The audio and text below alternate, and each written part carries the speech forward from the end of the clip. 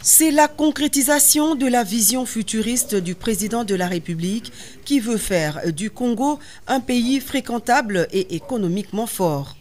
La cérémonie de ce samedi 11 décembre 2021, qui restera gravée dans les annales de la RDC, ouvre le pays au monde par la construction de ce port. Il a fallu la volonté et le courage du chef de l'État, ajouter à cela sa diplomatie de charme qui paye cash pour voir se matérialiser la signature de l'avenant au contrat de construction et de concession du port en eau profonde de Banana entre le gouvernement congolais et DP World, une société publique des Émirats arabes unis. C'est le chef de l'État, Félix-Antoine Tshisekedi Tshilombo, qui a personnellement présidé la cérémonie à la Cité de l'Union africaine. Pour la partie congolaise, le gouvernement est représenté par le Premier ministre et quelques membres sectoriels, parmi lesquels le ministre des Transports, Voies de communication et désenclavement, le ministre des Finances, le vice-ministre du Budget, Madame la ministre d'État en charge du portefeuille. À travers ce contrat, DP World s'engage pour la première phase du projet à construire un quai de 600 mètres carrés et de 25 hectares d'espace de stockage pour un coût de 350 millions de dollars américains.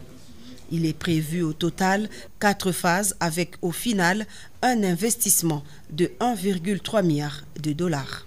We will be putting a tender for the project.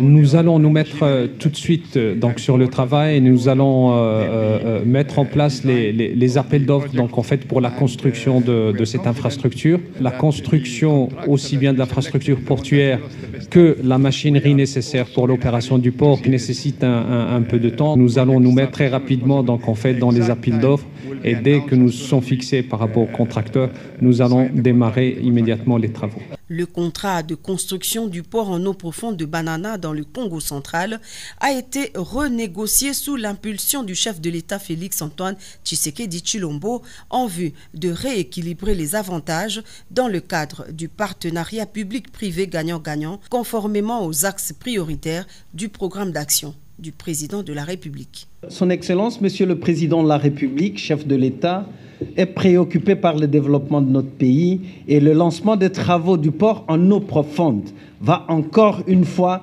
booster l'économie du Congo central et par ricochet l'économie de toute la République démocratique du Congo.